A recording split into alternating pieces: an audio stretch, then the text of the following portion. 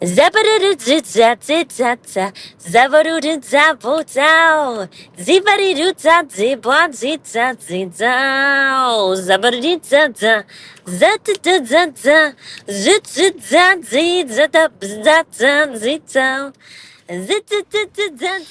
Hello, you have got it tuned to Wesley's Pop Culture Club. My name is Jonah. And my name is Lucas. Nice, dude. Woohoo. What's happening today? Not too much. Sweating a lot. Yes. Drinking a lot of water. Nice, man. Trying to stay hydrated. Good. Yeah, you gotta do that. We're back in the heat wave, survive. folks. We're in it again. I know. It just started up. Was it yesterday or? I feel like yesterday 2 wasn't days that ago? bad. Oh, wasn't too. Oh, okay. I don't think yeah. it was a little cloudier, so it wasn't as noticeable. Yes, it wasn't. Yes, you're right. It wasn't quite as bad. I think at night it started to get pretty humid. Yeah. Now I'm in hell. Now I'm in hell. Now we've re-entered it. So we got to hydrate so we can stay alive to read more comic books. Yeah, we have to. So because that's what we got to do. One of my toes melted off today. Wow. Oh Yeah. man. Dude, what the heck? I'm not gonna show it to the camera. Okay. Yeah. It probably is for the better. I'm barefoot. I could, but people don't want to see that. No, I don't think they do. Maybe we'll start a paid channel where people can look at my melted toes. This sounds like a little like dirty a little bit, but hey, there's something out there for everyone. that's true. You know what I'm saying? Yeah. You know what? I'm not going to judge. Will love me for my melted toes. I'm not going to judge. You know what I'm saying? Nor will I. Yeah. But I will capitalize on it. Good. Because that's what our society has taught us. Right. You know, it's probably a good thing to do. So we are on. I'm just checking if we're all good down there. Oh gosh, we are on issue number 14. Whoa. So 14. 14. Can you believe it? I can't believe it, man. Can you believe it? I can't. Can you? Can you? Can you believe it though? No, man, I just can't believe it. So we're grooving right now. So we got comic books today. We got comics. I also want to mention that you can find us. So we're a podcast, a pop culture podcast. If this is your first time listening, thank you for joining us. We love that you're here. We discuss all things popular culture. Okay, popular culture. True. All right. So we got movies, albums, music. Okay. Mm-hmm. And then we got comic books. Comic book. And then we got TV shows. I couldn't remember all of them. I was like, wait, what do we? And occasionally we do some other, some fun stuff. Like last issue, we just talked about some very, I would say, true events that occurred. I think that's safe to say. It's safe to say they're pretty true. Yeah. Yeah. I don't lie on this podcast. I don't lie either. So there he goes again. I think we talked about this, didn't we? Yeah. We have. Go back to issue whatever it was where I said that I lie a lot. Yeah. I think it's been all of them at this point. I'm working on it. Seriously, I'm working on it. But yeah, so we're glad that you found us. We are on YouTube and wherever you get your podcasts. We got Spotify, we got Apple. True. We got a freaking Amazon Music. Yeah, we do. Which we love. Amazon Music. We're on iHeartRadio, I think. Nice. I think they have a podcast thing. I have never got that app. I didn't know that app existed. Oh yeah. Wow. It's out there. We're on True Fans. True Fans. I haven't heard of that. That's a little different from OnlyFans, right? A little. Okay. So OnlyFans is like just fans. True Right. Fans is for real loyal fans. You know what I mean? Sure. Hence the word true. Right. In that probably, True. right? Okay. Mm-hmm. Yeah. True. But But maybe we should branch out. Maybe we should be on OnlyFans. well, I think you came with an idea earlier. Maybe that's where our Yeah. Melted Toes Right. picture channel can start. Yes. I think we've got something good. If the amount of listeners and downloads to this show has taught me anything, it's that we can expect to make a lot of money from that kind of thing. Right. Yes. Amen. Amen, brother. Yes. So, all right. Well, we're going to hop right in here. Let's get it. We're going to just hop into our little kind of comic mobiles that we each have. Yeah. Like, I got about 100 horsepower in mine. Oh, is that good? It's pretty good. Okay. It's pretty fast. Cool. How about yours? How does I have yours? 4. 4 horsepower? 4 horsepower. That's pretty slow. That's like Are you really kidding slow. me? Compared to walking? I'm not kidding. Like being pulled by 4 horses? So, well, horsepower is a metaphorical term. It means that your car can go as fast as it could at the top speed if 100 horses were pulling it. Well, I think that's how it originally was described. But it seems to me that if that was actually the case, 100 actual horses is going to be way faster than 100 horsepower in how they describe it for a car in today's I guess I language. just assumed it was because the machine was so heavy Oh, they need like 100 of them to get pull up it. to that speed. I mean, it is heavy, so it's like a couple thousand pounds. It's got to be right? at least a ton. Yeah. Yeah. How much is a ton again? How many pounds? 2,000. 2,000? Couple thousand. Yeah. Oh, yeah. So that's like a normal car. Right on with what you said. Yeah, right. Yeah, that makes sense. All right. So we got our measurements today. Yeah. We're kind of talking about our measurements. So I'm good. at 4. Okay. Well, it'll work. It gets me around.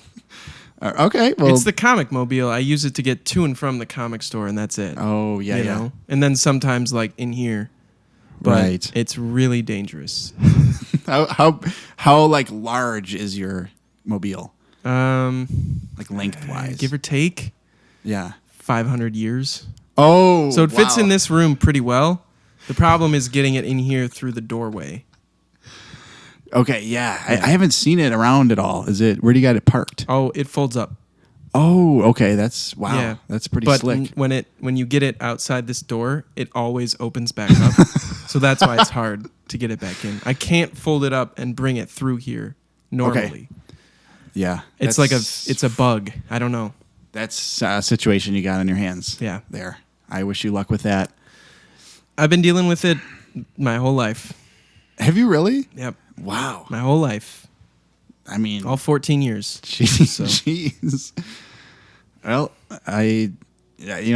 do what you can, right? Thanks. We do what we Yeah, can. Yeah, thanks. Yeah, that's all we can do. Thanks. You're welcome. Okay, issue number one today. Number 1, and we got. I suggest you hit the YouTube because we have different covers. Oh yes. For this one. Oh yes, we so do. This is pretty exciting. Number 1 is Jonah. I'll let you take it. Okay, we got. Oh wait, should I go up higher? Probably. Yeah. Sure. Yeah, we got Absolute Batman number 21. Holy cow! This is put out by 21. Put out by DC Comics. This is written by Scott Snyder, drawn by Nick Dragotta, colorist Frank Martin, letterer Tom Napolitano. And I have a variant cover, and Lucas has the A cover. They're pretty similar though. Yeah, they are. They're just pretty- like yeah. slight. Also, what's cool about this one is that the A cover is right behind it. No fucking way. Yeah, you better believe you're behind that's there. Behind mine is just it's the just- comic. Yeah, That's redonkulous. you have 2 covers. I know, right? You could I got rip two. that one off. I know. And here's the thing. If I rip this off, this would be worth more. I bet. Because Probably. the A cover. I think it goes up like 10 times when you rip Yeah. the front cover off. Yeah, we don't recommend doing that to anybody who's thinking about that. But you know Dip what? it in some milk. Oh my Dip it in gosh, some dude. milk. That one, this one guy did do that. A YouTuber. He's very cool. I like him, but that was a little questionable in my Jonah opinion. had an aneurysm. I had an aneurysm. He took like an old Uncanny X-Men book and just freaking dipped it in some milk because he was going to Wisconsin to visit some comic shops. Right. And I was like, what is this man doing? What's he doing? What is he doing? You can't do that. But you know what? Then I said, he can do whatever he wants. Yeah. I can't do Can't anything control about other it. people. Right. So Dude, okay, what are we thinking about this? what do we think? I'm passing it to you. Smash the like button on this Smash one. that like button. Yeah, I liked this one. I gotta say, this book is just crazy consistent to me. Yes.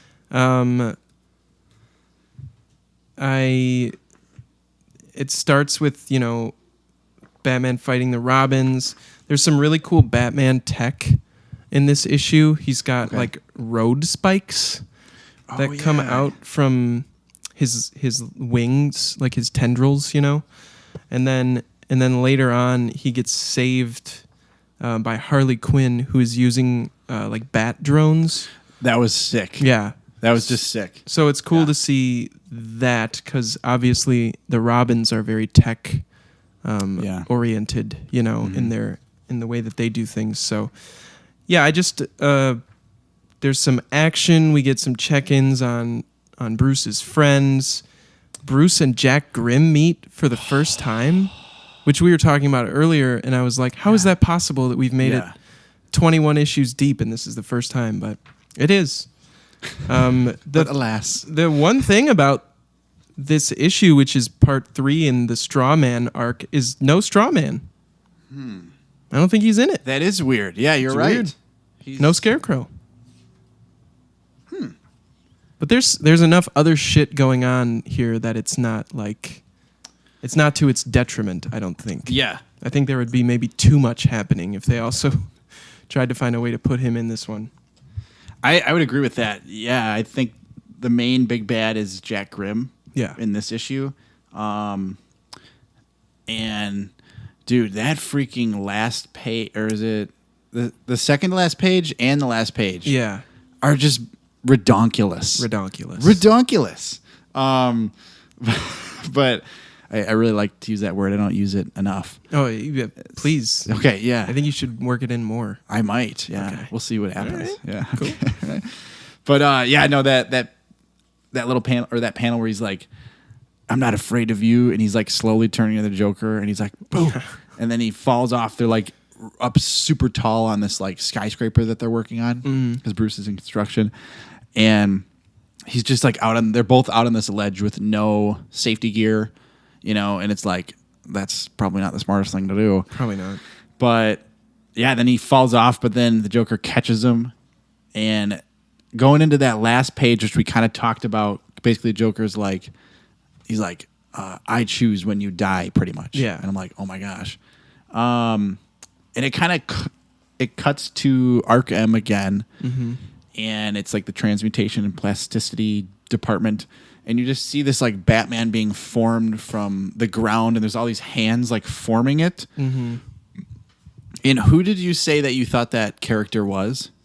Absolute Clayface. Oh my gosh, yes. I don't know a lot about him. I like, you know more than I do about him, but it seems you'd be right.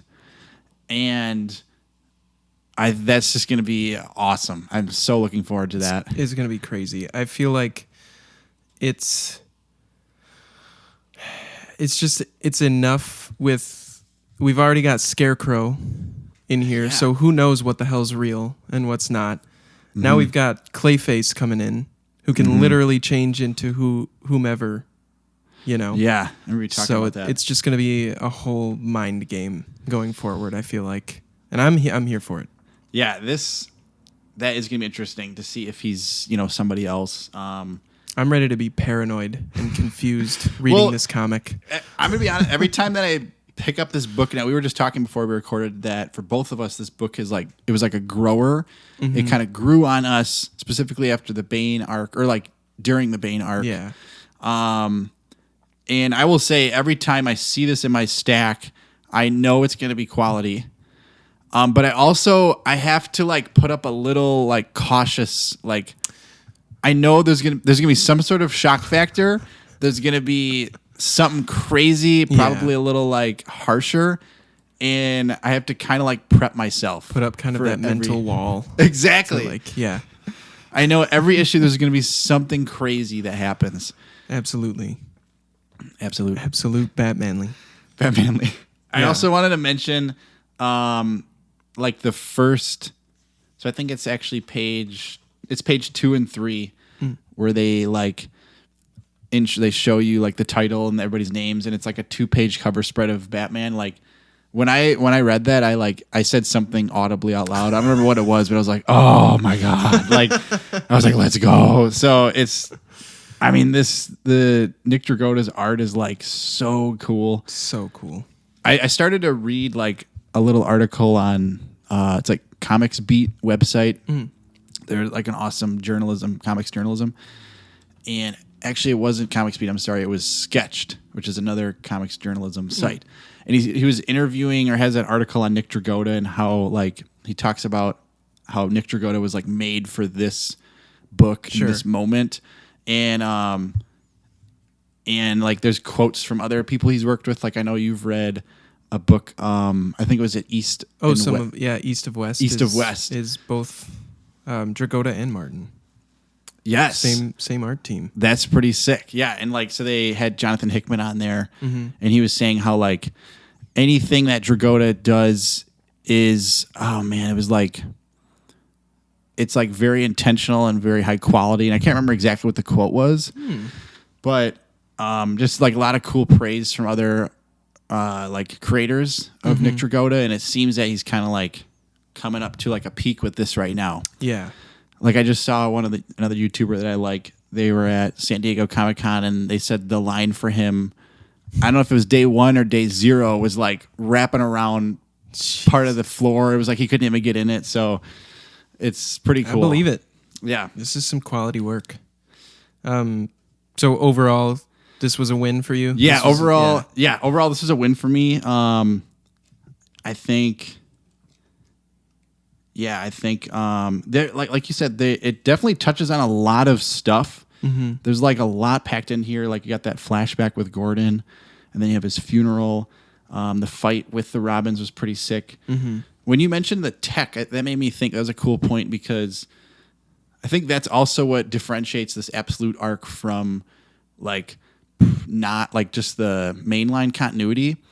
Like I haven't read a lot of mainline continuity Batman. But just having these giant ass Robin robots, like right. I don't think that's ever been done. Like it's super unique. But yeah, it feels very modern with all the tech that's involved. So I think that's another cool point that differentiates this world. Definitely, it makes it a little more unique. I also wanted to note that during the check-in with Bruce's friends, I like how you can see their personalities kind of forming to. How we know them as, the Riddler and Two-Face. The Riddler's the one posing the question, do you think Bruce did it? Like, and then Harvey says, I don't know. At this point, I could see him being innocent and I could see him being guilty. Like he's got the duality thing going on. Sure. I like that. Just felt like a little nod to like, these guys are like fully fleshed out now. Like, yes, feels like they are. But the question is, are they going to go the villain route with them, or is Waylon going to be able to somehow corral them to help Bruce again? Dude, I think when you're just saying this would be, if they made all of them good guys, this would be like one of the coolest things for me. And they have been doing some of that, I mean, obviously the Joker is still a bad guy, but he's sort of switched lives with Bruce in this. He's got the mansion and the cave and the butler. So there is a case to be made that maybe these guys are on redemption arcs, I think that'd be awesome. That would be really intriguing to me from a character development standpoint. Definitely. I think that'd be awesome. I agree. I also wanted to mention also that the Eisner Awards. Oh, yes.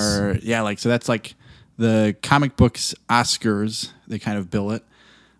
This book just got Best Continuing Series. So that's like, to me, it's like the top dog. Yeah. The top dog one. So that's pretty awesome. Yeah. That is very, very cool. Yeah. So, all right. All right. Feeling good? I'm feeling good. All right. On to the next one. Moving along. All right, Lucas, you want to introduce our next book? Sure. Do we have the same cover on this one? Yeah. Okay.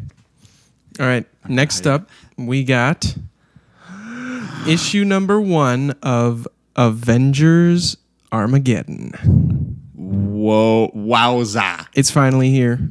Yes, we've been waiting a long time. We've been waiting. Yeah, we've been patiently waiting for this one. Waiting, yeah. Mm-hmm. Now, this is a Marvel comic of note. Okay. This is written by Chip Zdarsky. Wow. Chip Zdarsky. Uh-huh. We've got 2 artists, Delio Diaz and Frank Alpizar. Color artist Jesus Abertov. And lettered by VC's Corey Pettit. Jonah, how you feeling about Armageddon? I really liked this. Did you? This was awesome. Nice. I overall loved it, and Nice. I think like to me this did answer the hype. There was a lot for me. There was a ton of hype for this. Yeah. And I think that it answered it. And I think there's kind of a lot happening in this one as well. And I think it did a really nice job setting up this event. Mm-hmm. And overall, I loved it, man. How about you? I liked this one, yeah. Nice. I don't think this was... I don't know that it quite got there for me. Like, Okay. as far as answering the hype. It does feel like... I guess I've kind of... And this is maybe just on me, but I've been kind of looking at Cap and like the Wolverine Weapons of Armageddon as setup for this event. Mm-hmm. And then this first issue dropped, and it kind of felt like a lot of it was more setup at first. Okay. Like it's sure. kind of all the legalities of everything. Yes. And I forget her name, but the Ms. Riani, who is like having a conversation with Reed Richards, and she's basically telling him like, hey, you and your superpowered friends keep out of this, you know? Yes. And of course they're like, no. Yeah. But so I don't know. It kind of was like, what I mean, I guess, by more setup is like just kind of getting everyone together. Like Yeah. at the end, we finally have the Avengers assemble that I think I was kind of waiting for without realizing it. And that does always get me hyped. I'm not I gonna was lie. hyped, dude. Yeah. But and it's cool to see Dave Colton again. He is now Superman or some shit. He is. They really haven't. pretty much is. Like, I don't remember them really explaining his powers in Weapons of Armageddon, and there hasn't been like a clear rundown in this issue. Yeah. But he's definitely destroying some shit Yes. and flying. He seems like the most powerful one out of all of them. Yeah. To me. And I didn't read Weapons of Armageddon. Okay. Yeah. And is that what it's called? Weapons of Armageddon? Yeah. Yeah. And you had told me what happened. Yeah. And I feel like if I wouldn't have known that, I would have been really confused coming into this. Like, because the last I read Dave Colton, I did read Cap. Yeah. He didn't have any powers. So it's like, if you didn't read that mini, like, you might be confused. Right. It's like the Wolverine mentions him. He says, met a guy recently, former soldier, just got an upgrade, and they give you the editor's note from Wolverine Weapons of Armageddon. That's really all the context you get. Yeah. So he doesn't really explain how he got the powers. He just kind of says big power set. Yep. That's it. And that's it. They got the Wolverine explanation. Yeah. Which is not that helpful. They're like, how big? And he's big. Big. I want to say, so I'm going to say this is actually my pick for Comic of the Month. Whoa. Yeah, this is my pick. So I'm going to show it again. I like it. I want to kind of just like add a little bit more, like kind of dive a little more, like why that is. I think like one, because so to me this is the big event Marvel's been hyping for the summer at least. I mean, there's also another event happening too, which is crazy. But to me this one seemed like maybe a little bit more hyped. And it is cool because a lot of the groundwork was already laid in Cap. And so we got like Red Hulk is about to just become an autocrat and just take over Latveria. Right. And he wants to take over like more of the world. Like, I think that it's cool now we get to see him and his motives like clearly expressed. I thought the scene where like they go to like that neighboring country Simkaria, and they go in there and just like wreak havoc. Oh yeah. And then I thought it was interesting that he's like like we've moved on to the next phase where we take down the world's armies. And there's all of these like helicopters and tanks like surrounding them, and the Hulks are just gonna like take them all down. Yeah. And so then it like is like, oh my gosh, this is like a large scale. This is like pretty large scale. Oh yeah. Then it just cuts over to Dave Colton, who's just like you said, he's basically Superman. He's just like invincible. He freaking takes down Captain Marvel. Yeah. Freaking Carol. Nobody messes with Carol. And now he's going to be working with them. I thought it was I really liked this kind of quiet moment between Namor and Bucky, where they're kind of like talking about T'Challa and Steve Rogers. But I feel like this is like an important little like conversation that was had that they're trying. To me, it kind of seemed like Bucky was trying to like get Namor in the oceans and Atlantis to help them because they're going to need it. And they both kind of like agree on like for Steve, we're going to do this for him. And I was like, okay. And I also thought it was interesting that Spider-Man decides to sit this one out. Yeah. He's like, somebody's got to stay and watch New York City. True. So we'll see. I feel like something that will probably have some effect coming down the line, I would imagine. Yeah. But I love that last page to me is like I want to frame that last page really badly because it's like beautiful. Got that sunset. But and I also loved in the beginning, like the like title page sequence. Oh yeah. Is like beautiful. I love this design. So Jay Bowen, designer. Shout out Jay Bowen. Shout out Jay. So yeah, I think I really like this one. I like the cover a lot as well. So sick cover. I really like this. Yeah. Cool. All right. I'll say to clarify, I'm not hating. Yeah. Okay. I'm not hating. I did like this. I just in terms of hype, I'm like, but if there's one thing I know about my guy Chip is that he likes to build a story. Yeah, he does. So I have not lost any hype for this series. I'm just kind of waiting to see what happens. Dude, I'm just along for the ride. It's Chip's world. I'm just living it. I'm just reading his books. I try to remind myself of that often. Yeah. It's Chip's world. It can be hard to do. I'm here.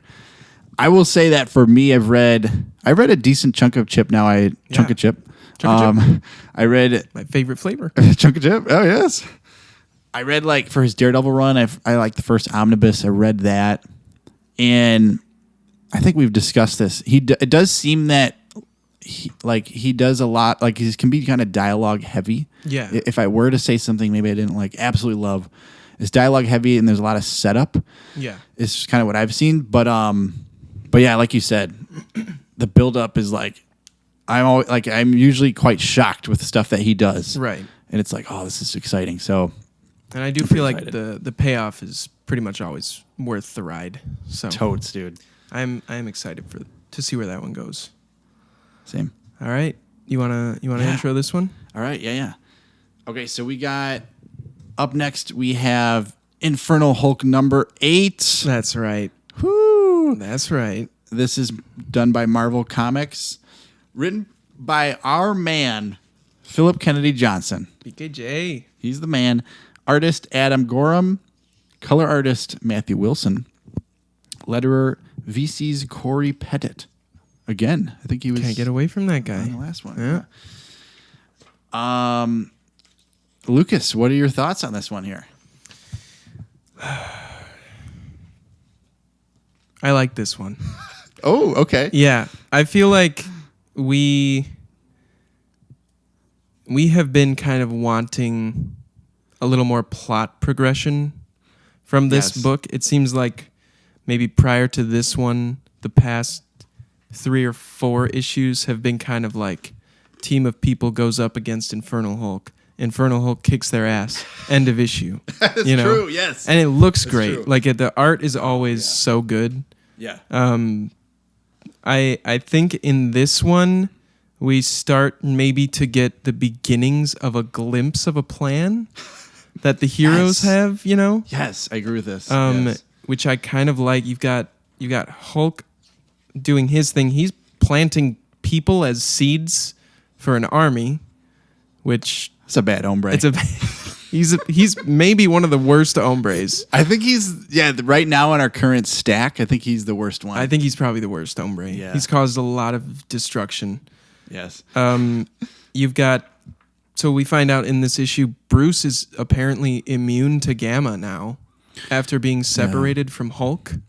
So what do you mean by that? I want to clarify that. So he says he's been irradiating his own tissue samples with Gamma, and they're not responding at all. Because he's like now, he's with, Reed and Tony and Vision. Yeah. Like he's willing to do something about Infernal Hulk finally. And so I think he's been trying to like change himself back into Hulk, but his cells are not responding to Gamma. Got it. He thinks maybe Eldest, when Eldest separated him from Hulk, he didn't just remove the Gamma from his cells, he made him incompatible with it somehow. Dude, that's going to be an issue. That's going to be a problem. Yeah. It's going to be a big problem. And yeah, I mean, we can break it down, but I want to know what you thought overall. Okay, what do you think of this one? I think that I thought this was pretty good. Yeah. I did like it. I think that it is like you said, it's progressing now. We're starting to plant those seeds. So I'm getting a little bit more. We are. Oh yes, wow. Literally, like on multiple levels. And so I'm excited to see. I think like this one is teaching me like more to be patient, I guess, because like part of me was like I didn't love it because it's like I want to see more action. Like I want to see Hulk smash. I think that's what I want. I think that's what I want, right? I get it. Like the good Hulk, not the bad Hulk. And that's what we've been seeing. We've been getting a lot of bad Hulk. Yes. Really no good Hulk. It's been pretty bleak. This has been a bleak series so far. I think that's why I'm not like, I'm really excited. Yeah. But I feel like this might be one where if we hang on, we wait it out. We see it through. It's probably going to be pretty freaking epic. Yeah. And it seems like our man PKJ, Philip Kennedy Johnson, is quite skilled at his craft. Yeah. So I really liked, and we can, like you said, we could break it down too. I really liked like the tree, the tree of that was God's blood, or I forget the official name of it. But there's like these like 2 trees in this issue, which I think is interesting. And the good one where like Scar and the Rutlings have found. Right. Do you know what those guys are about? I don't. No, This is my first time ever seeing them. Is yours too? Okay. They're kind of cute. I like them. They're kind of cool. I'm on board. Yeah. They kind of remind me of in Mandalorian and Grogu. Yeah, the little mechanic guys. Yes. Yeah. Exactly. Sure hope nothing happens to these Rutlings. Ooh, boy. That could be an issue as well. Hopefully not. But yeah, I think I thought this was good, and I can't wait to see. I really can't wait to see a Hulk battle. Yeah. Like either Scar or so I want to also ask, so aren't there 3 Hulks right now? Like major Hulks? Like you got Infernal Hulk, Scar. Is Scar the one that was in like that like mental prison, or is there? I thought there was another Hulk, or is there just this guy? That is because I didn't go back. I've gotten a little lost in the weeds. Yes, I have too. Yes, because that's like a mental place. Like it's not a physical realm. I don't think. I believe that is Bruce Banner's Hulk. Oh, I think that my God, issue yes. was because then it was like he was meeting up with all of the other like Joe Fixit, yeah. and like the Planet Hulk. Hulk was in there. Mm-hmm. I think that's who that is. That's like, I forget what they call him. He has a name, like a specific kind of Hulk. But Yeah. I think that's who that was. But we have seen Scar in flashbacks, I think. He was from the previous run. I think right? he And, like, saved Betty and Bruce when Bruce was separated from Hulk. Yes, that sounds right. Yeah. So I wonder, do you think they're gonna? So this Hulk that's in the mental prison, Right. are they gonna be able to like Free get him him out somehow? If it's like you said, it is mental, but like, Well, maybe the ending of this one ties into that. Yeah. Because Bruce goes to see Dr. Voodoo and tells him he wants to get back inside the soul cage, right? which is a new term for me. Yeah, me too. That sounds badass. Sounds pretty cool. I feel like every time we read one of these, for me, I'm like, man, if I read the first volume of this would probably be a lot better to me. We might be missing out on some stuff here. Yes. And maybe at one point I will go back. Yeah. I feel like if I really like this, which I probably will over time, like I probably will check that out at some point. But anyways, yeah, I thought this was cool. Yeah, the art was great again, by a different artist. Mm-hmm. I wanted to note, I like the way Betty quits her job. Yeah. Yes. She just kind of like storms out. She's like, "That's not my name." Yeah. They call her Heather there, and she's like, Yeah. "That's not my name." She slams the papers down. She's like, "Do it yourself." And then she busts out the doors. Yeah. And then she calls her father. Her father. Do you know who it is? No. Is it Thunderbolt? Is it not? I just pieced that together right now. Yeah. I didn't know that. So like she clearly had a conversation with him, and she's like, "I'm coming to you." Dude, but come he's on. busy. That's going straight to voicemail, Yeah. I would think. But, dude, I didn't realize that till literally just this moment. Yeah, so I don't know. Oh, I don't know what's going on there.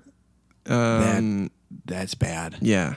So, okay, now let's get down to continuity questions. Let's do it. So, I'm going to have no answers. So technically, okay, so this, I feel like these kind of came out in the same month, right? The same time. Right. If he is, man, if we get some sort of crossover between Infernal Hulk and Avengers and things like that, which I have not seen that. Like, I don't know if that's officially I don't know if we're going to happen. get that lucky. I don't think we would get that lucky. It would be cool. It would be really cool. But dude, I didn't realize that. But it would, yeah, I wonder if we do get any, like if we get General Ross in this book, and if he will currently be in what's happening in Avengers Armageddon, like in Latveria and whatnot. Yeah. That would be a cool continuity little thing to throw in. The other thing, too, is I wonder if anything will even come from it in this book, because immediately after she gets on a plane, Evil Hulk sends like soldiers to get her. Oh, yeah, right. So she maybe won't even make it to Thunderbolt, you know? True. So she's going on a... Is she going on a plane then? There's a shot of her near the end. She got the window seat. Wait a second. I think I forgot about that page.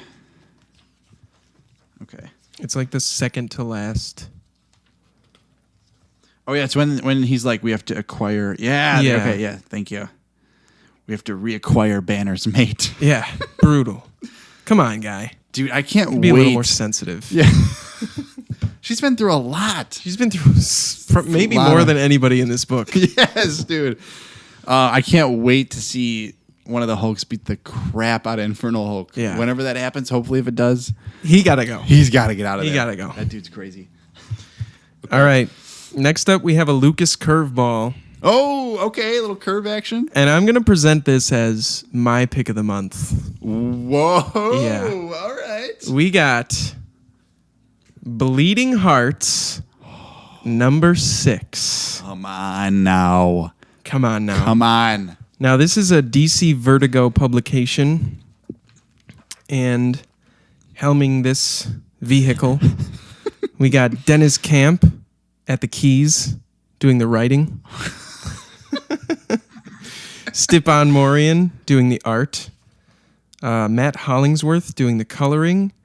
And our guy Hassan Otsmani Elhau doing the letters. Dude. I still don't know if I'm getting that one right. Sounded good. But you just got to say it with confidence and then just pray no one listens.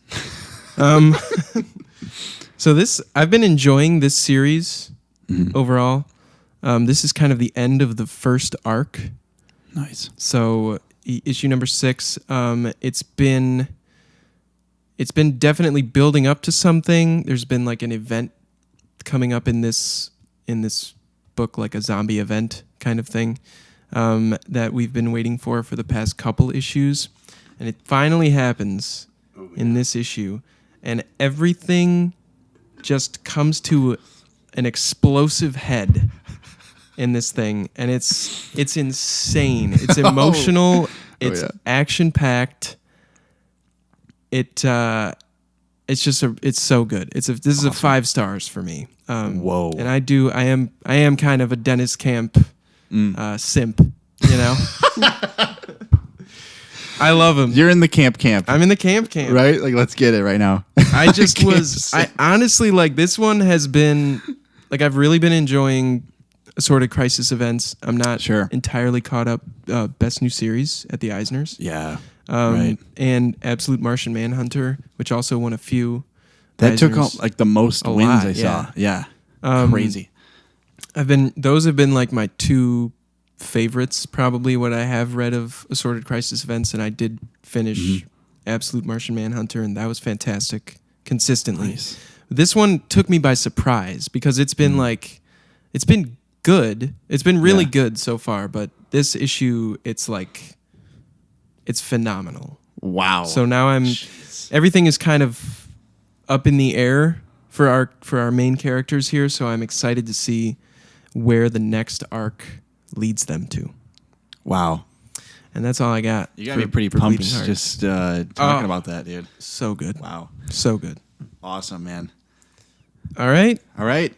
I got my my Jonah side quest here. Yeah, I got my solo.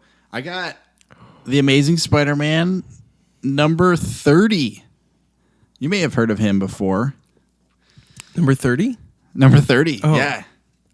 He's pretty cool. I know that guy. Yeah, he's a good guy. Yeah, I know that guy. Yeah, he's pretty cool, man.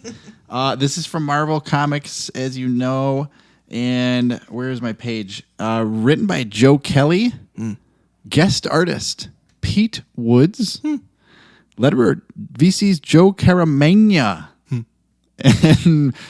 And then they don't. That's it. Okay, so that's what we got. So, I bought like in the past month, or like basically I had like 4 or 5 issues of this to read. Yeah, like I had like a batch of them because I was kind of behind. Well, the twice monthly thing's got to be killer. It is killer. Yeah, it's like also like it's so exciting. It's like I go to the store, I'm so excited. Right. And I'm like, oh gosh, yes. And then I come home and I'm still excited. But then like later on, I'm like, I have a fat stack of comics to read, right? Like fat. And I did read the newest one last night, like instantly when I got home, nice. You know. But it can be, you know, kind of a lot. But I thought this was my favorite out of the like recent bunch. Just like basically this main villain, his name is Spore. I think he did that Joe Kelly did a great job of like building him throughout this whole series. Because basically he was originally Peter's childhood friend named Brian Neering. Whoa. Yeah, and like so in this run, Brian got Peter a job at this like fancy like research company. Okay. Like a scientific kind of research company. And they had been working on a project together on how to create buildings using mushroom spores. Which was like, apparently this is a real thing. You gotta be kidding me. Yes, I know, right? This is also a real thing. I was talking to my coworker about it. And so that makes it a real thing. Right. No, but she knew about it. But anyways, okay, so dude, and so some crazy stuff went down where like the project was sabotaged by Peter's clone, Ben Reilly, when Peter was in space. That guy. Yeah, freaking Ben Reilly was being a D-bag. And basically it turned Brian into this villain where the spores like infected his whole being, and it was like really kind of a little gross, like showing, like they kind of showed that. It was like kind of nasty. Not telling in me this this issue. guy's a fungus? He's a Oh yeah, he's just a fungus. Oh my God. Yes. But so basically, yeah, he has this battle with him. Spider-Man takes him down. But I thought the art in this is really cool. Like I said, it's a guest artist. It's like a little bit more like electric looking. There's like many 1 to 2 page splash pages in this issue. So I think this was meant to be like, this was like the final, this was like a mini arc. So I think at least this was like the final one of that little arc. Okay. So like a lot happens. There's also another character who's been in this series for many issues named Kintsugi. We learn his identity in this, which is really cool. And then we also learn, for those of you reading ASM, like we know that there's a new cousin in town who's recently Peter's been recently informed that he has a cousin, and the cousin knows he's Spider-Man. And Peter doesn't know who this guy is and is like trying to figure it out, and he's like freaking out. In this one, at the very end, the cousin, whose name is Cormac Crane. His name is Cormac Crane. Hey, that guy's a villain. I'll tell you right now. Right? That guy's a villain. I'm thinking with that name. Oh, here's the other thing. We learned in ASM 1000, there's a debut of a new villain named Ravage. And I was talking to Trike, our guy Trike, yesterday. Oh, and he's yeah. like, Shout out Trike at Trike's Comics. And he's like, I mean, it seems that Cormac is going to be this new villain. But I'm like, I'm thinking that as well. But I think it'd be awesome if they did a little bait and switch. Yeah, does it feel too easy, do you think? Like, yes. Is that kind of what everyone's expecting? I think so. Yeah. I just read the newest issue last night where they dive more into Cormac, and like they totally are setting him up to be a villain. Okay. Like he doesn't seem like a good guy. Like his motives are ambiguous. He's like super rich. He's like offering May a whole bunch of money, and he knows a whole bunch about Peter, but Peter doesn't know anything about him. And I think they're like leaving his motives very unclear, but he has all this stuff, and he's like come out of nowhere, and it seems like a lot for Peter. And he knows that Peter is Spider-Man? He knows. He's got to go. Right. That's the other thing. He's got to go right now. Yeah, right. Get him out. Get him out of there. But we learn at the end of this that he is actually May and Ben's son. Like that's literally the end of this issue, and May faints. So like to me this Of course she does. she faints.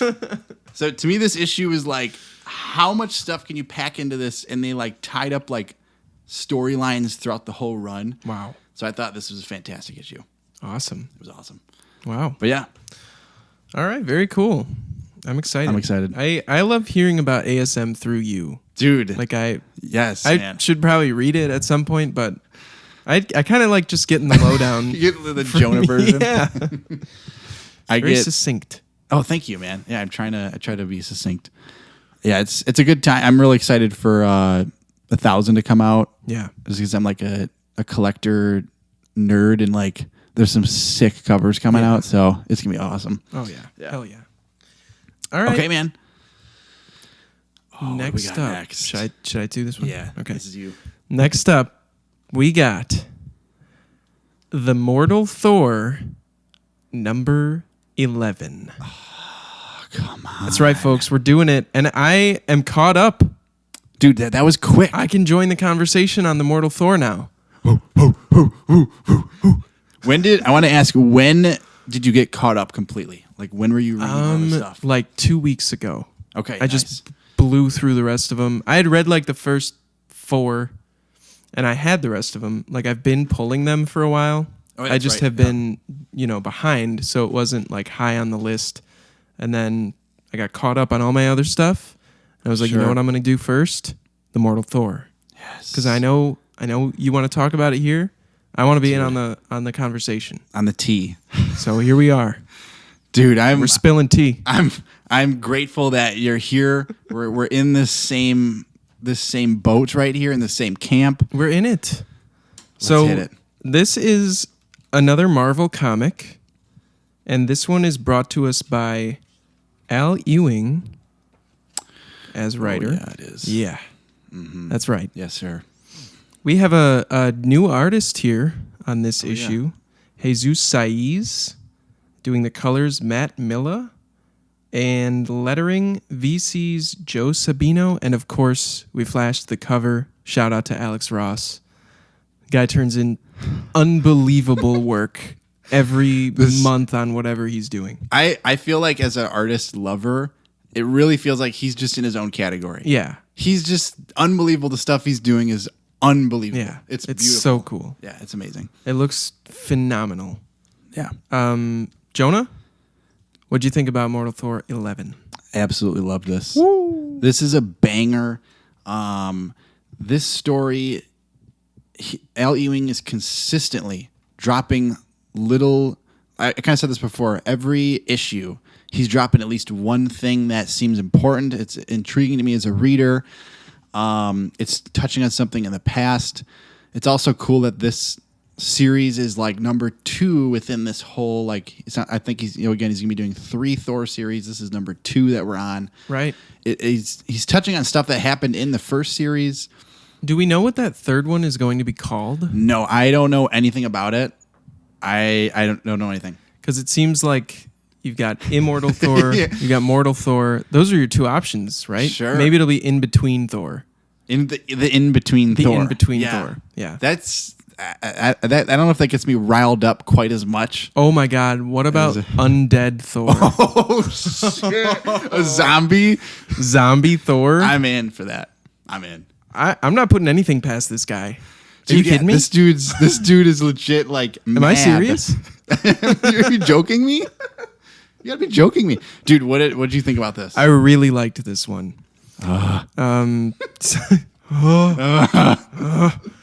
Oh yeah, really good stuff. I'm really glad that I'm finally caught up here because I've been really appreciating this book. Awesome. It seems I'm not crazy familiar with Thor. Mm-hmm. I've read some of the Walt Simonson stuff from a little while ago now. But true. And that's all great, what I've read of it. But it seems like Al Ewing was doing a really good job bringing in sort of minor Thor villains and giving them some time, even if it's just for an issue. But I will say the thing that I like about this one is that it's a face-off with the Minotaur, who I last saw in Immortal Hulk. And he was doing the same shit. He hasn't changed at all. And he kind of explains what happened to him. But the thing that I like about this one is we have had several of the last few Sigurd focused issues, Earth issues, right? They've been pretty action packed and have featured a character, a villain per issue. So you got Mr. Hyde, we had Cobra, we had the Radioactive Man, Grey Gargoyle, and all of those had pretty cool fight scenes and stuff going on. But this one is refreshing to me because the fight is as verbal as it is physical. It's just them kind of going toe to toe with words for a lot of it, and specifically the Minotaur in the middle sort of keeps trying to make a point, and Sigurd keeps hitting him with the hammer. God, I love that page. Wasn't that funny though? A little decorum, please. Yeah. I legit laughed when I saw that. That was a good one. Yeah, that one got me too. Yeah. Because he's just being such an ass. He's such an arrogant, bad dude. And Thor's are you done yet? Right. Am I hurting your feelings? Right. So good. Oh yeah, he did say that. Yeah. What stood out here to you? Dude, the fact that the freaking Minotaur died. Oh yeah, Like, you know what I'm saying? pretty Like, big deal. Yeah, I think this was a surprise. This was a bit of a shock for me as well that he actually like flew through the window. I was pretty like I was hooked. I was very engaged for like this whole book, but that scene in particular where he's gonna charge at Sigurd and he flies through the window, and then there's like this page, this like this is like my favorite 2 pages of the book where he comes through the glass, and then there's like the narrator talking again. And I think that to actually kill him, and we'll see if he's like, you know, actually dead, but at least within this issue and in the next issue, he's dead. Mm-hmm. I think that's super cool to kill off like the main bad guy pretty much. Like, it also seems like Blake is also kind of a main bad dude, but this dude is like, he's for sure a main baddie. And the fact that they did that, and also it ties in with Odin, like we get a lot more Odin in this in this issue. I think that's also why I liked it, because there was a couple points in some earlier issues where like there's no Odin, and to me it felt like, what are we doing with the story? Like, where's it going? What's but Odin is clear in here, like about what's going on. You know, step 1 was to defeat all of Thor's villains. Yeah. Okay, now we're going to step 2, which is to talk with Blake, and I think, you know, the shadow self. The shadow self, right. And so it's super cool. Like, it seems like there's that overarching plan. I always love when there's an overarching plan. Yeah. And then that freaking last page of Blake is like, that's just baller. Like, where his eyes are like gouged out. Yeah. I mean, are you kidding me right now? What did you think of Jesus Saiz's art on this one? So it's a pretty big switch up, I feel like. Huge switch up from Pasquale Ferry. Yeah, I think like I'm not like the hugest Jesus Saiz guy, because I did read him he was in the previous Cap run. Okay. And like I still really like it. Like I think it works in this, because his art is more like, it's like dark. There's like a lot of shadows. I've noticed. I was actually just looking at this today. Like, there's a lot of shadows like on the people's faces. True. Yeah. Everything's kind of more like muted. It's kind of more clean. I think that this really works, like, because this whole thing happens like at night, and so like I've also noticed. So like, I think this worked really well, because honestly, when I saw it was him, I was like, oh man, like I know like disrespect to him, but like I was like, oh, I just really like Pasquale Ferry, but man, I think that this really worked well. What did you think about him? Yeah, I liked it. I don't have any prior experience that I know of with Jesus Saiz, and I thought it was interesting. It definitely caught me off guard at first. I didn't catch the name switch up on the front cover. Yeah. So I just kind of dove in head first, and I was like, it starts with like a full page drawing of Sigurd and the Minotaur, and I was like, what the hell's going on here? Yeah, right? Dude, totally me too. I had the same thought. Yeah. But I like it. Yeah, it is. Like you said, it is very clean. Yes. I think, I don't know, it looks almost more like 3D animated or something. Maybe that has to do with the shadows, and but I did like it. I think it worked pretty well. I found it to be pretty effective. And then the other thing I wanted to note was and you kind of touched on it too, like the Minotaur's death is a big deal for the Marvel Universe. And B, the symbolism, like you were saying, there's a plan in place, it seems here. Even like within this issue, you can see, because he's giving his speech, you know, he's on his soapbox about how all this stuff happened to him. Ooh, Zenmu ate me. Yes. Zemnu. And then he's on the mend, right? And he has to get all these surgeries.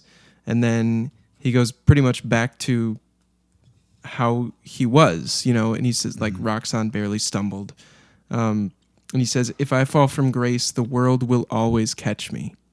Oh my God. Yes. And then he falls out of a window.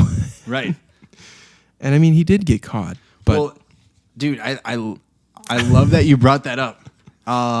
Because I was actually, when I was going over this again today, they actually touch on that on this page. It says, and waited for the world to catch him. Yeah. And that's awesome that you brought that up, though. I love that.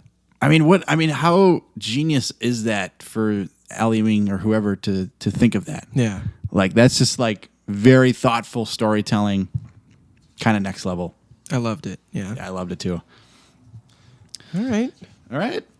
That's all I got. I think Thor, amazing. Really very solid. excited to keep reading that. All right. Okay, moving along. Yes. Okay. So this is one that we both enjoy quite a bit. Oh, yeah. We got Dork, number 6. Yeah.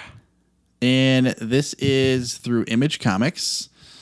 That's right. Switching it up. We're going to switch it up. We're going to get we got to give Image some love here on this pod. So this is written and drawn by Brett Bean. Our man, the Bean Stir, Brett Bean. The Bean Stir. Bean Star. The Bean Star. Colors. Okay, we have a new colorist on this, I noticed. Yes. Frank William. Welcome to the team, Frank. Yes.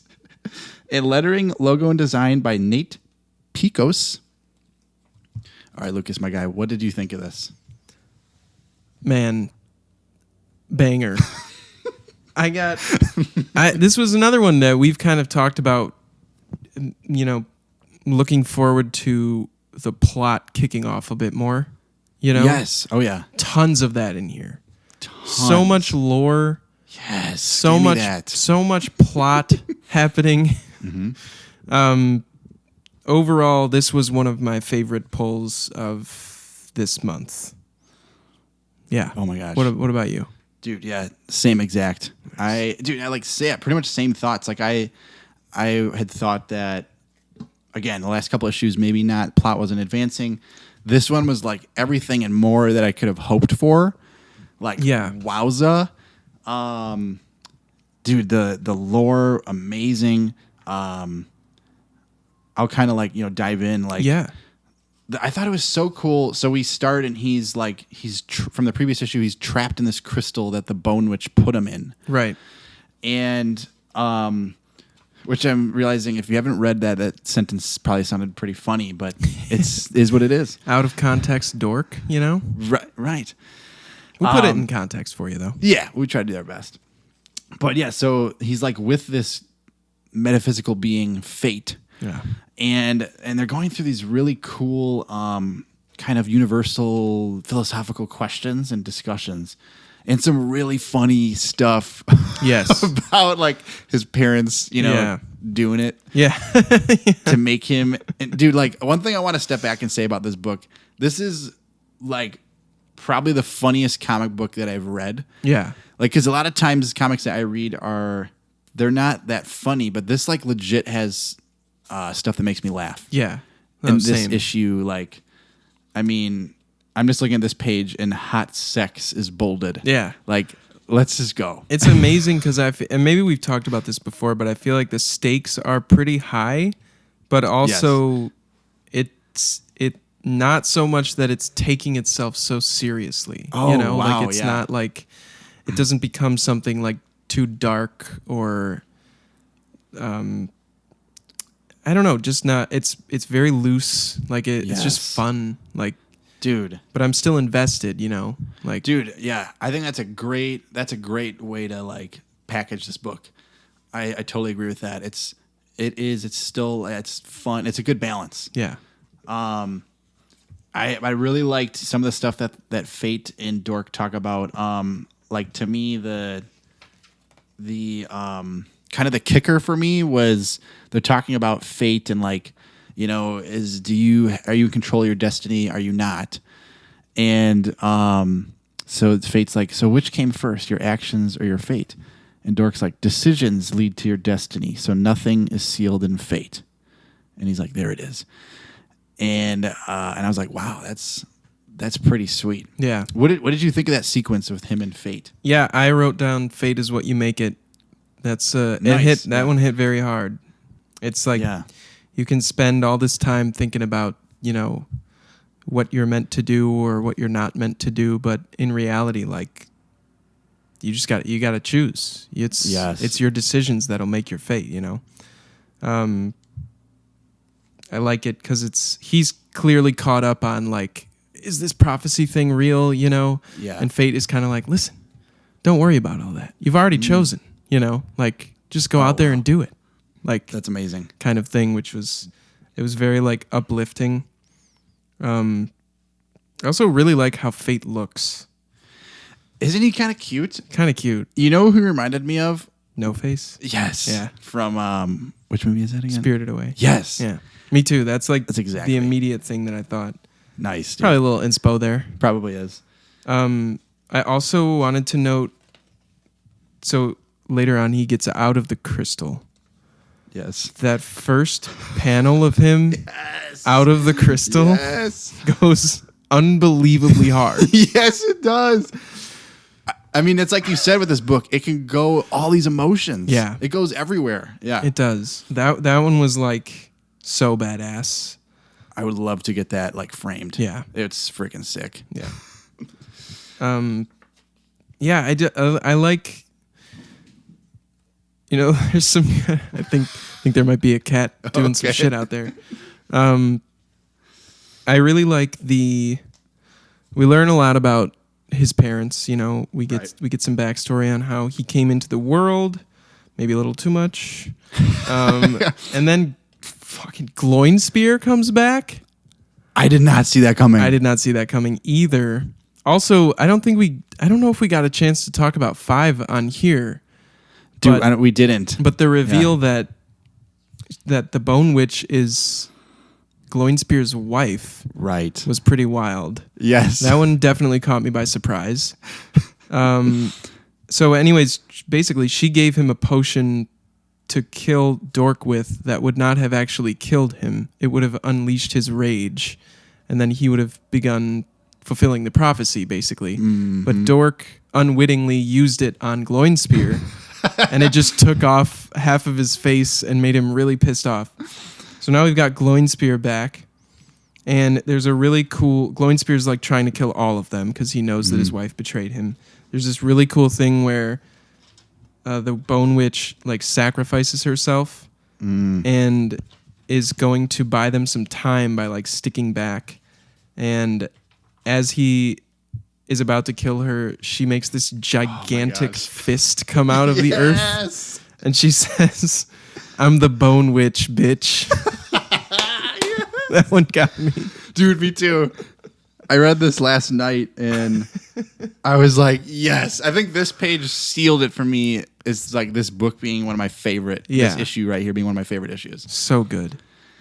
Dude, that's a funny line, right? Like, it is. Nobody's going to do that in Marvel, probably. Like, no. That's not going to happen in a Marvel book.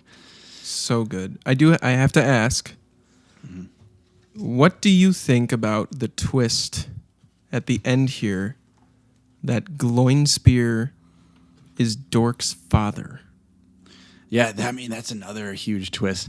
I think that's kind of cool. You think it's cool? Yeah. And that she's his mother, right? Like, is she? That's what I'm That's thinking. what you're reading? That's what I'm thinking.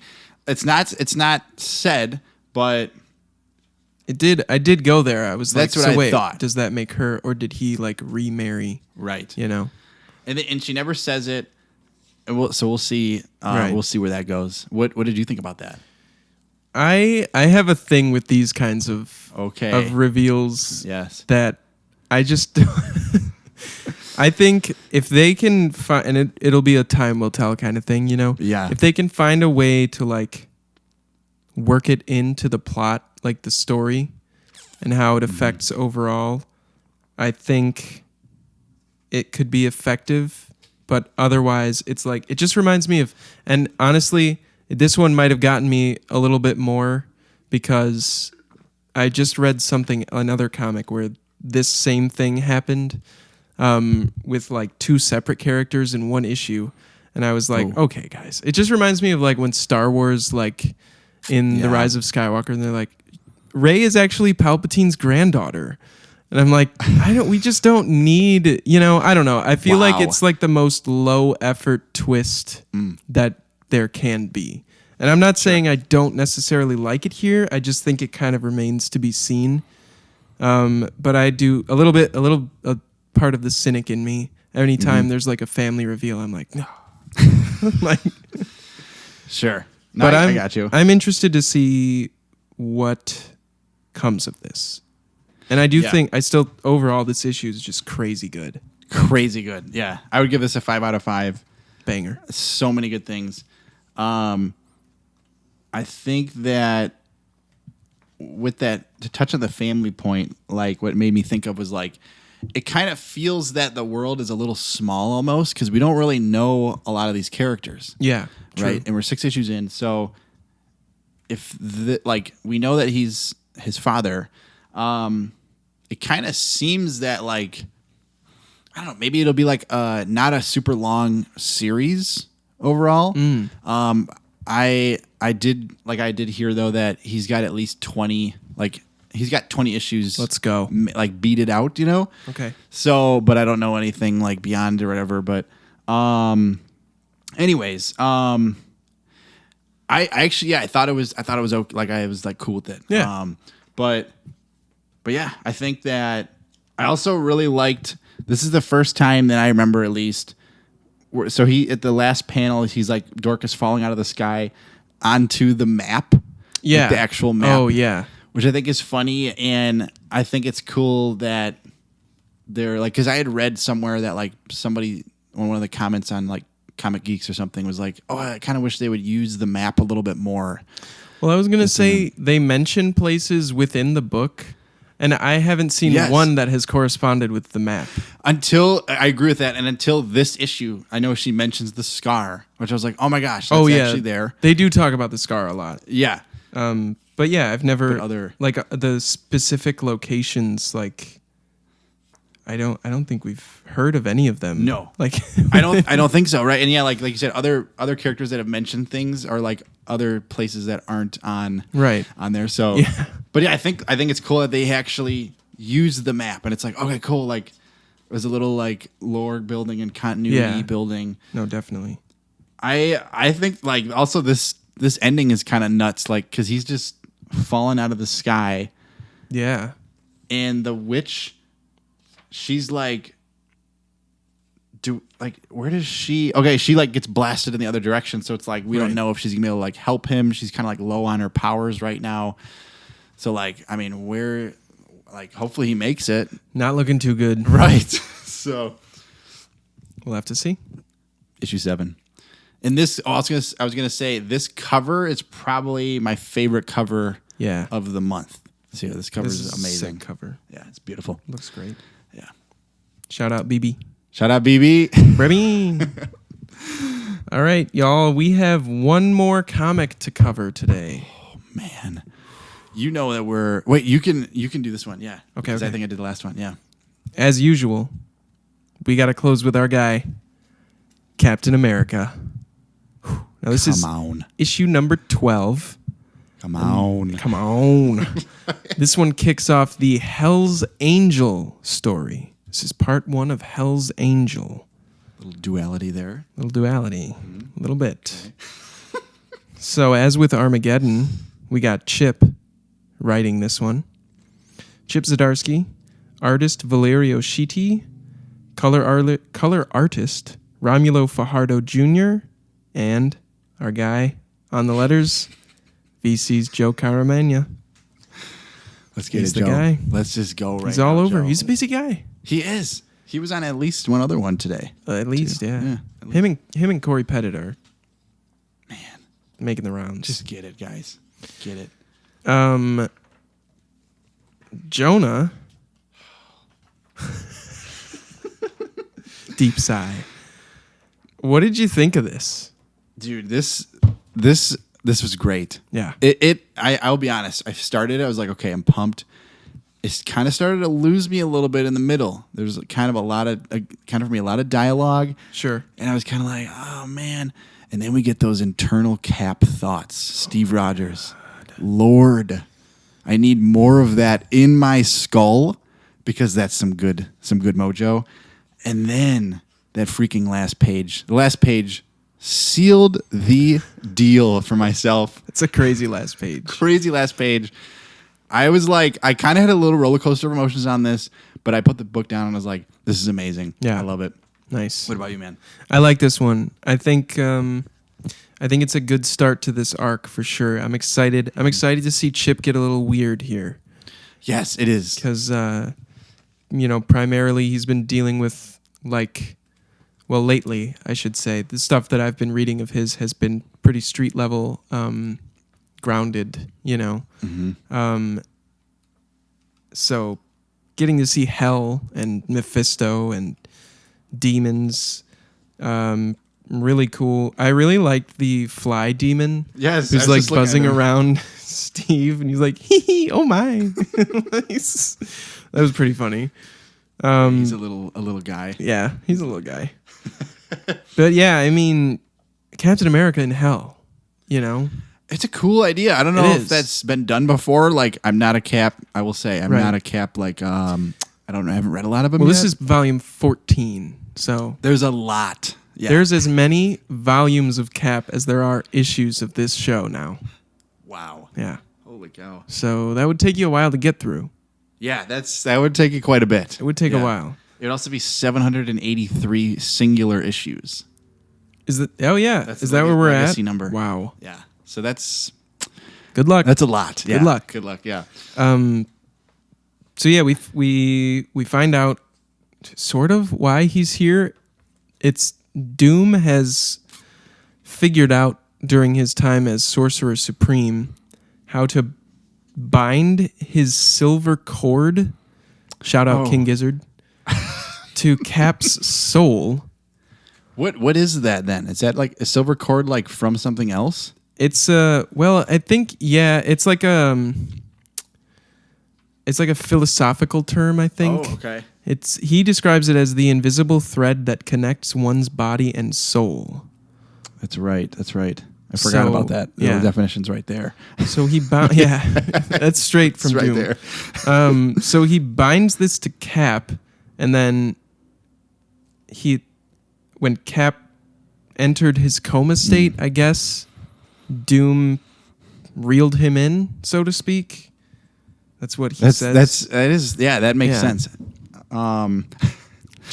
Dude, John is doing some crazy. Is doing acrobatics in the other room. I apologize if you hear things falling or random bumps. He's not going to stop. There's no way to stop him. We can't stop him. There's just no way. He's running. I thought it was really cool that Doom took off his mask. Yeah, does he do that a lot? I don't think so. Like, from what I've read, not often. He looks pretty good. Isn't he supposed to be kind of scarred? Yes, I think so. Stuff? Yeah. Is it because he is here? It could be, it's like a different, dimension and like... Yeah, I think his face is like scarred. I don't really know a lot though. He looks handsome here. He reminds me in that picture of like Marcus Aurelius or something in Julius Caesar. Like he looks like a Julius Caesar actor. Yeah, he does. Right there. Like right when he's still got it in his hands, like this one. Yes, that specific one. Yeah, he really like, does. This is like some Shakespeare stuff. And then at the bottom of that page, he looks like John Lennon getting punched in the face. He looks really funny. He's like, oh. that was good. Hearn. Yeah, so then, I mean, whatever. Doom's trying to enlist Cap's help to lead a demon, a soul uprising of sorts. Yeah. And he's what I like here is that he's not beating around the bush. He's upfront about the fact that he needs to do this. Like he needs to usurp Mephisto to get back to Earth. Mm-hmm. He says it, so he's not. He's going about it in a way that's like, okay, this guy's clearly not saying everything, Yeah. But he's at least like, Doom. He's always presenting it in a way that's like, look, I'm not a good guy. Everybody knows I'm not a good guy.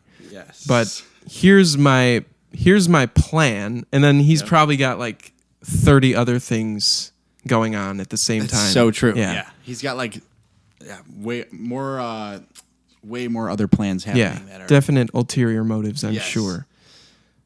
Dude, John is just having fun back Yeah. there. It sounds like there's quite a bit here. There actually really is a lot that happens, but I think it's kind of interesting that, like you said, like they assemble this team of 4, and so they're, it sounds like they're gonna go fight Mephisto. Like you said, usurp him from the throne. I like the little callbacks to the present day Steve with Sharon, and I think that's Sam. Is that Sam with him there?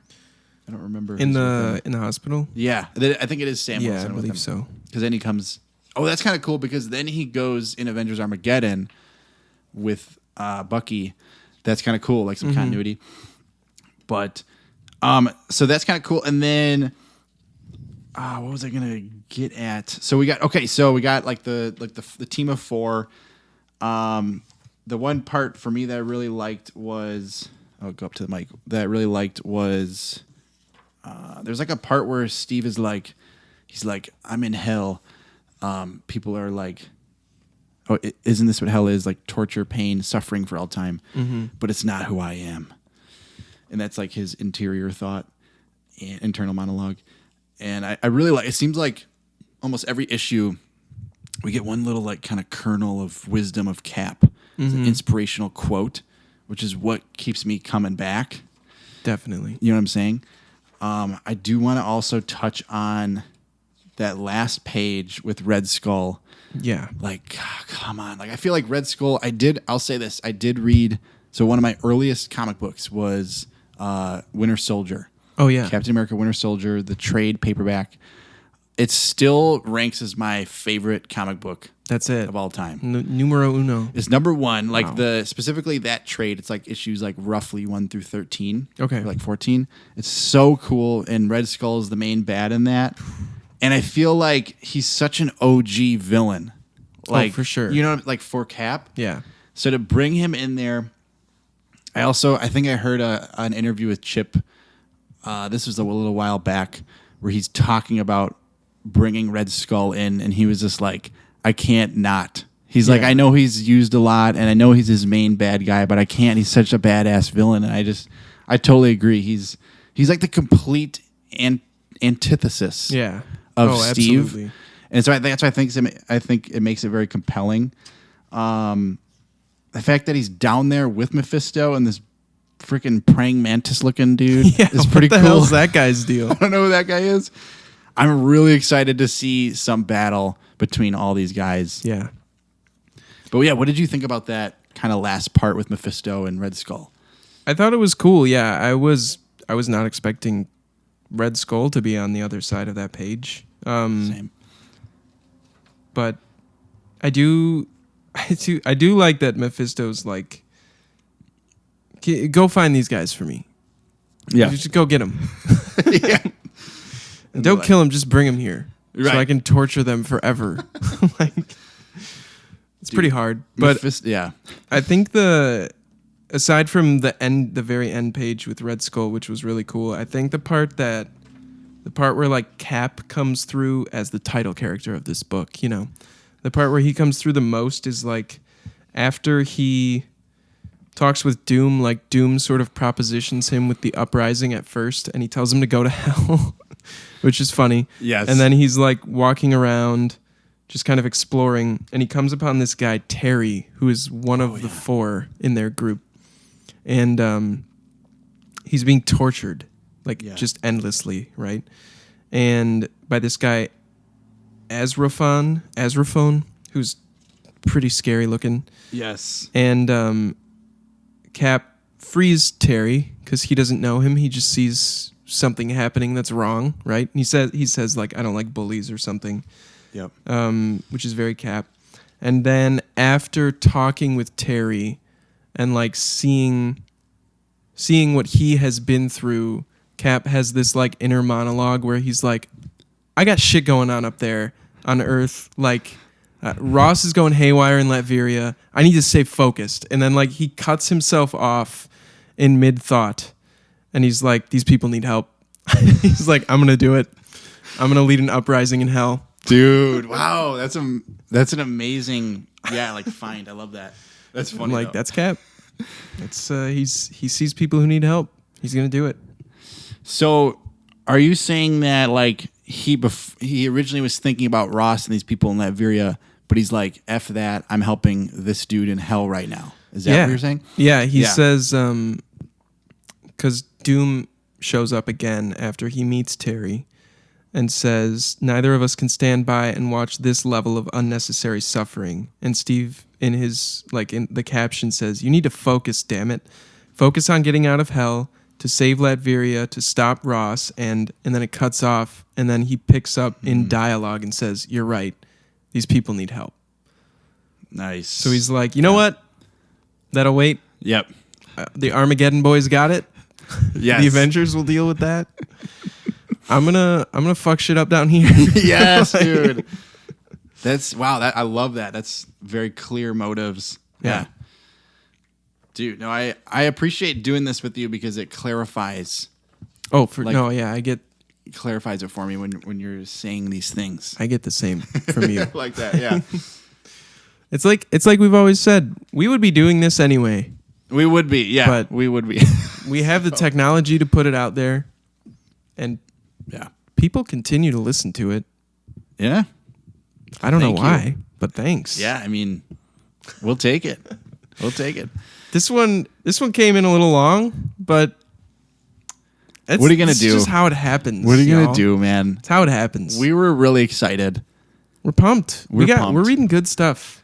We're eating good. We're eating real good right now. It's a great time to be a comic fan, a fan of many media, but a lot of awesome stuff out right now. Really good stuff. Yeah. Well, I think we're that's it for comics. I think we're getting ready to wrap it up here. Okay.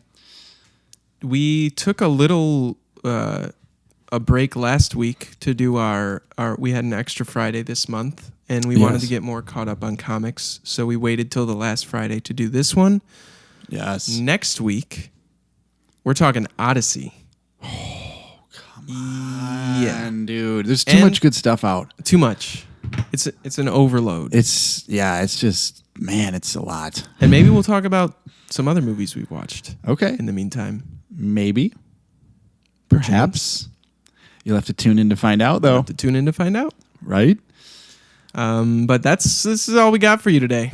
Well, dude, yes, this has been awesome. Yeah. Thank you. Oh, thank you. Thank you for your presence. Thank you. And thank you, the listener. Thank you for listening. For joining us on this journey. Yes. We'll be back next week. We love you. Bye-bye. Bye-bye.